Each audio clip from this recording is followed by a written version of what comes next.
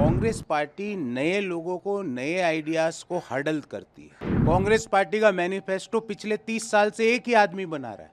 अगर उस आदमी के आइडिया में दम होता तो कांग्रेस पार्टी 42 और 52 पे थोड़ी आती। मैं सुबह शाम वेल्थ क्रिएटर्स को गाली नहीं दे सकता, मेरे में उतनी ताकत नहीं है।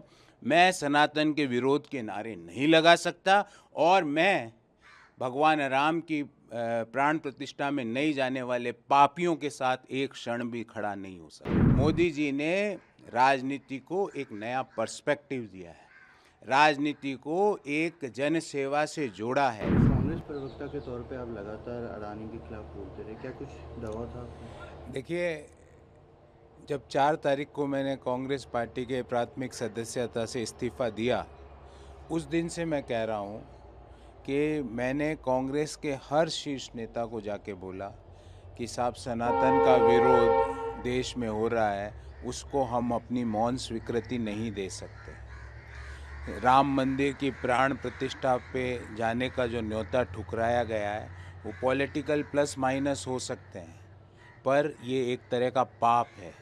और जब से प्रभु श्री राम की प्राण प्रतिष्ठा में नहीं जाने का कांग्रेस ने निर्णय लिया, उसके बाद से मैंने कांग्रेस की ओर से टीवी पर बैठना और प्रेस वार्ता करना बंद कर दिया।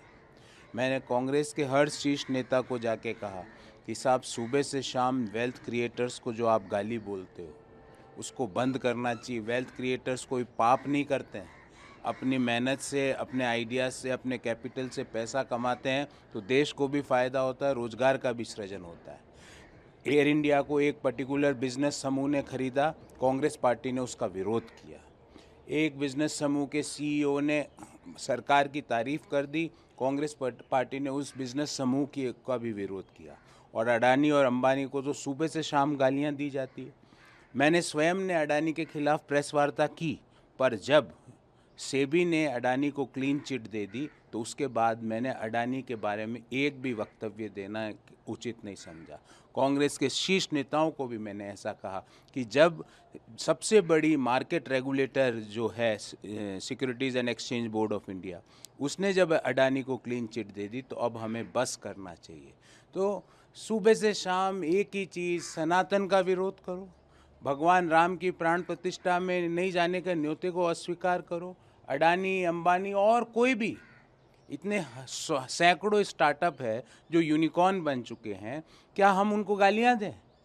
क्या वो देश के लिए अपना काम नहीं कर रहे?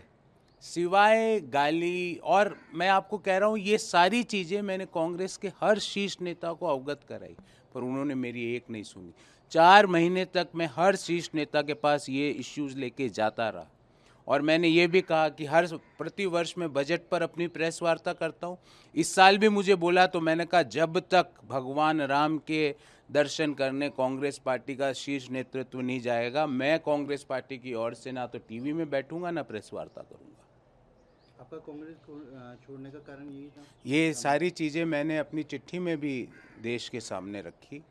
और चौथा एक और, मैं उस चिट्ठी में भी उस चीज़ का विवरण है कि कांग्रेस पार्टी नए लोगों को, नए आइडियाज़ को हर्डल करती है। मैंने कांग्रेस पार्टी ज्वाइन करी जब उनके 42 सांसद थे, पर मैंने सोचा देश की सबसे पुरानी पार्टी में नए लोगों की, नए आइडियाज़ की, एस्पिरेशनल इंडिया के लोग के महत्वाकांक्षा को समझने की ताकत होगी। तो मैं आपको उदाहरण देता हूँ, कांग्रेस पार्टी का मैनिफेस्टो पिछले 30 साल से एक ही आदमी बना रहा है। अगर उस आदमी के आइडिया में दम होता तो कांग्रेस पार्टी 42 और 52 पे थोड़ी आती। कांग्रेस पार्टी, जब मैं कॉलेज में पढ़ता था, जब भी वही आदमी कांग्रेस पार्टी का प्रवक्ता के रूप में टीवी पर डिफेंड करता था, आज भी वो कम्युनिकेशन का प्रभारी बना हुआ, वो पीए है। भूतपूर्व केंद्रीय मंत्रियों के पीए आज कांग्रेस चला रहे हैं, जिन्होंने कभी क्लास के मॉनिटर का चुनाव नहीं लड़ा है। क्लास के मॉनिटर का चुनाव कैसे लड़ते हैं उन पीएस को नहीं पता है। जो टिकट दे रहे हैं कांग्रेस पार्टी की ओर से लोकसभा के, उनको अगर आप पूछो कि उत्तर प्रदेश और बिहार के अलग राज्य हैं तो कंफ्यूज हो जाएंगे वो। अगर आप उनको बोलो कि जालोर सिरोही कहाँ है तो वो कहेंगे कि शायद मध्य प्रदेश छत्तीसगढ़ में होगा। ये उनका ज्ञान है, ये कांग्रेस पार्टी चला रहे हैं। तो कांग्रेस पार्टी का ग्राउंड कनेक्ट टूट चुका है।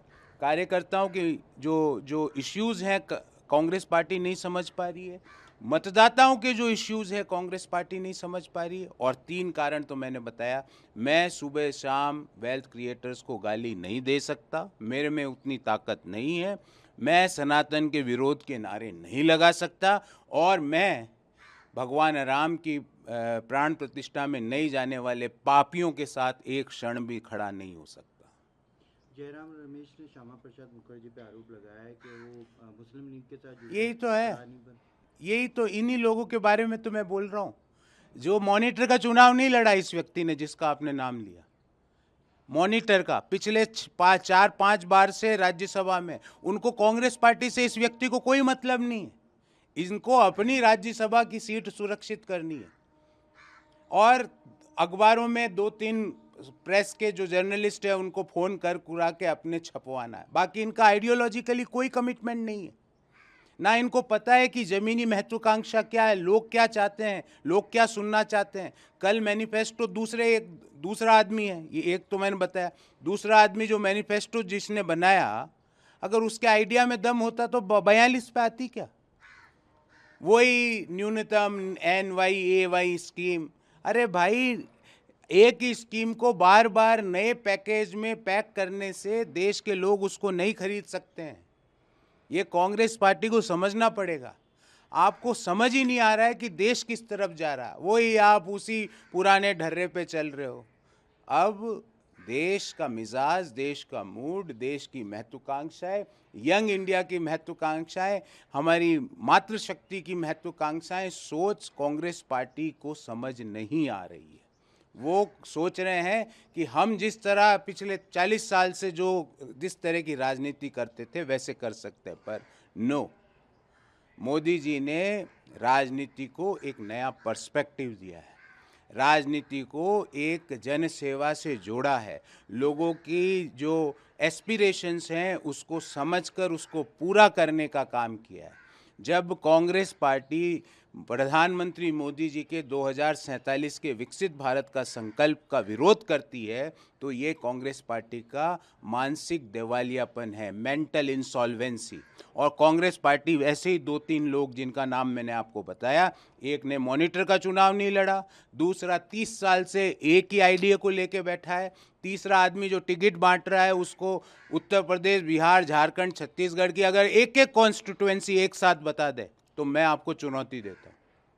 तो ये इस तरह के लोग जब पार्टी चला रहे हैं, तो पार्टी का, मैं आपको कह रहा हूँ, जिस दिन चुनाव के, लोकसभा चुनाव के नतीजे आएंगे, मुझे नहीं लगता कि कांग्रेस का अस्तित्व बचेगा।